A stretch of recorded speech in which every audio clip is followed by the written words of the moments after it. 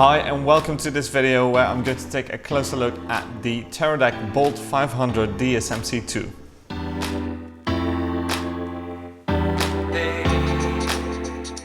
Probably most of you will be familiar with Teradek as a brand that makes the Bolt series wireless transceivers, the transmitters and the receivers for basically any camera.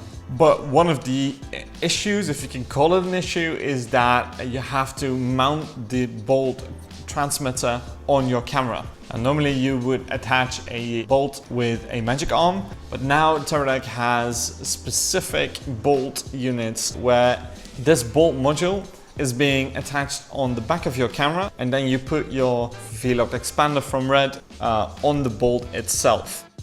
It's great to actually use it in this form factor where you have all the advantages of the regular bolts, but you don't have to be busy with readjusting the magic arm, paying attention to maybe bumping into something. It's all nicely integrated into the camera. Now we have used this particular setup for a Cirque du Soleil documentary project that we were working on. Look at that, how super tiny that is, just completely integrated into our camera.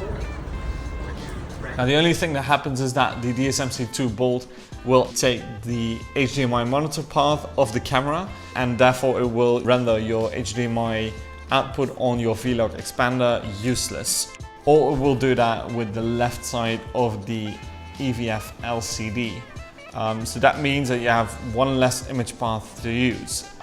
For me, that wasn't such big of a problem, but that has to do with the fact that I'm not using a RED EVF, but I'm actually using a Zaxcom graphical EVF, which will attach to the HDSDI output of the V-lock expander. If you, however, use both the touch monitor LCD from RED and the EVF from RED, then you might have a slight problem because you can't use both of them and use the bolt. You then might want to just invest in a normal bolt.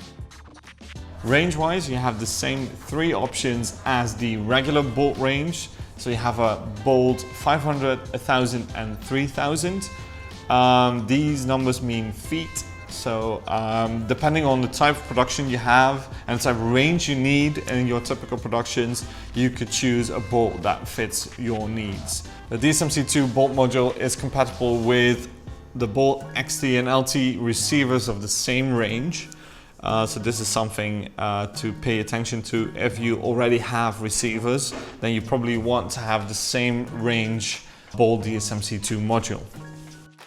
And the other potential issue that I can imagine you would have is if you would use a top plate. So for our purposes and use, we actually don't use a RED top plate or any other top plate.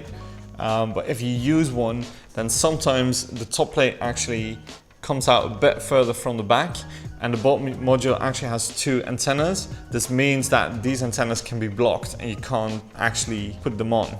So this could be an issue. Another issue with that is that because of these two antennas, if you want to grab the camera quickly, you have to kind of pay attention that you don't knock them over or break them.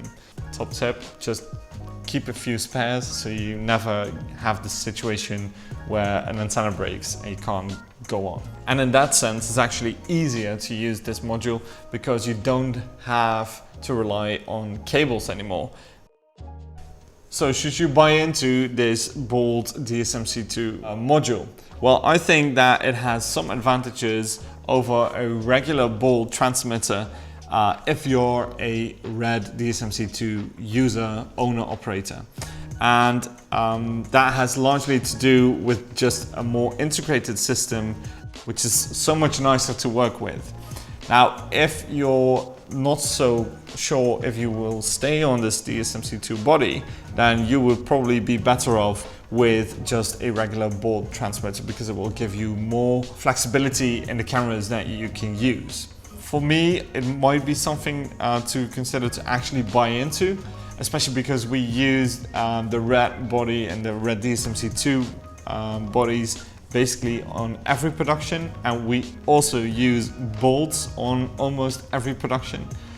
So for us, it's probably something we will actually consider buying. I hope you liked this video. If you do, please subscribe to this channel, and I hope to see you next time.